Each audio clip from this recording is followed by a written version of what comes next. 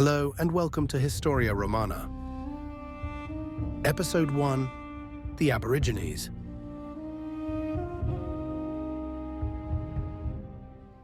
The history of Italy, as far as ancient historians were concerned, began with a man named Oenotrians.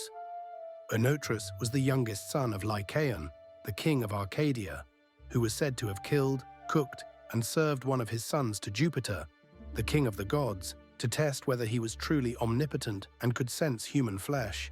For this impious act, Jupiter turned the king into a wolf, leaving his dozens of sons to split the kingdom. Later, Greeks and Romans would have recognized the supernatural story for the fable it was, but it was commonly held that Lycaon had been a real king, and that because his realm had been split up among so many heirs, Oenotrians decided to try his hand at establishing a new realm overseas. Sometime after the year 1700 BC, a group of Arcadian settlers under Oenotrians sailed from the Peloponnese to what is today Calabria, the toe of Italy, though at the time it was named, naturally, Oenotria. The land these settlers found was not too dissimilar from the climate in Greece, with steep valleys and land prime for growing grapevines. However, this land was also already inhabited. While their exact territorial boundaries are not clear, Italy was home to at least two barbarian tribes, the Elymians in the south and the Ligurians in the north. Barbarian, in this case, refers to people who did not speak Greek and whose origins have been lost to time. How these Arcadian settlers and the native Elymians treated each other is unclear. All we are told is that Oenotrians managed to establish his desired colony along the north coast of Calabria.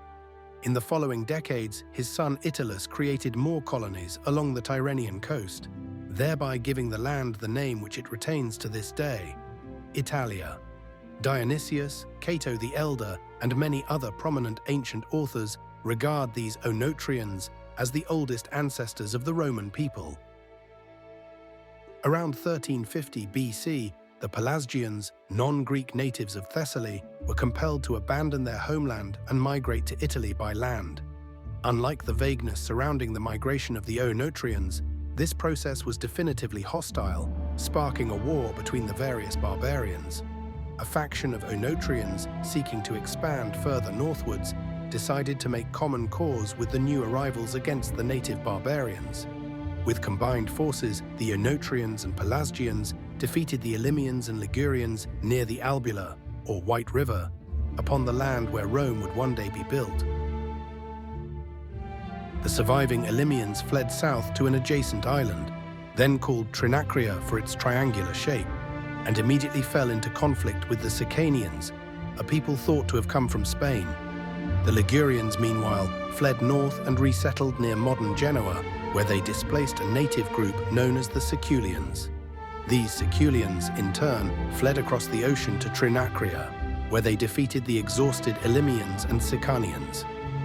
By 1250 BC, the Siculians had established themselves as the dominant power, and this island was thereafter called Sicily. Most of the Pelasgians stayed in the north, while most Oenotrians remained in the south. However, a sizable group of both mingled in central Italy, creating a new nation which later authors called the Aborigines. The first king of the Aborigines was, allegedly, the god of time and abundance himself, Saturn, who ruled from what we now call the Capitoline Hill, but was originally called the Saturnine Hill. He eventually turned over ruling the kingdom to his demigod son Picus, who was renowned for his skill with bird augury, and is credited with creating the practice of ver sacrum to create more aboriginal colonies around central Italy. Picus originally placed his court in the inland city of Reate, though by the end of his reign, the Aborigines had been forced out of this region by migrating Umbrian tribes, the ancestors of what would become the Sabines. He relocated southwest towards the Tyrrhenian coast, founding the city of Laurentum near the mouth of the Albula River. The term city is used very loosely in the pre-Roman era. For a sense of scale, the very largest Italian cities would have had 1,000 or 2,000 inhabitants who specialized in crop farming, metalworking, or ceramics. All surrounding settlements consisted of unwalled villages with only a few dozen goat herders each. Around 1260 BC, a Greek man named Evander was banished from Arcadia and set out with some followers to Italy. Pharnus, son of Picus, gave this small group of settlers a civil reception and as much land as they wanted, given their small number. They formed a settlement called Pallanteum in remembrance of their native home of the same name back in the Peloponnese. The town was built just a few miles northeast of Laurentum, further up the Albula, upon a hill that would later become known as the Palatine. Evander became a well-respected man by the Aborigines, not because of his power or charisma, but due to the reputation of his mother, Carmenta, who was reckoned an oracle by the locals, and who was credited with inventing the Latin alphabet. Unfortunately for the new settlers, it quickly became clear why Faunus had been so forthcoming with land. Near the Palatine Hill was a cave, which was home to a large giant named Cacus, who preyed upon farm animals and humans alike. For years, the Palatines lived in fear, unable to fight this giant themselves. Eventually, however, no less a mighty figure than Hercules, son of Jupiter, came through Italy on his way home from Spain. The myths state that he was returning to Greece after slaying Geryon, a giant with 3 heads, though some speculate this may mean that Geryon might have actually been the leader of 3 Iberian nations, or something along those lines. Whatever the truthfulness of this fable, Hercules had brought with him Geryon's oxen, which were remarkably beautiful. As Hercules decided to make a brief stop near the Albula, Cacus attempted to steal some of these oxen.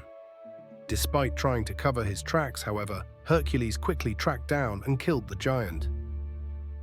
No sooner had the name of Cacus's vanquisher reached him that Evander, pretending to have heard long before from Carmenta's mouth, stated that Hercules was destined by the fates to be a god, and resolved to merit his protection by being the first to pay him divine adoration.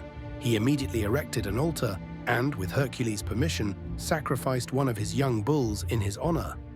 It was decreed, at the request of Hercules, that this ritual should be annually celebrated, and 2 of Pallanteum's most noble men, Potitius and Pinarius, to preside over future ceremonies, marking the first 2 clans, or gentes, in Roman history.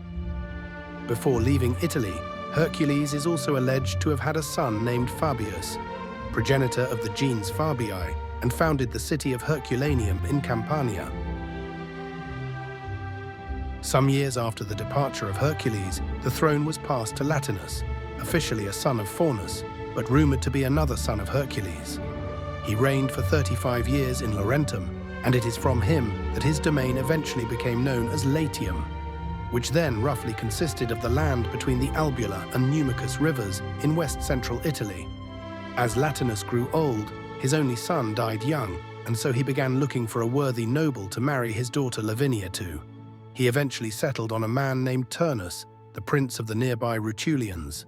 Latinus was probably expecting to reign peacefully for his final years, until Turnus and his sons could inherit the throne and combine the Aborigine and Rutulian nations. What he wasn't expecting, however, was for a massive fleet of ships to arrive from the other side of the Mediterranean. Thank you for watching. Please remember to like and subscribe. Until next time.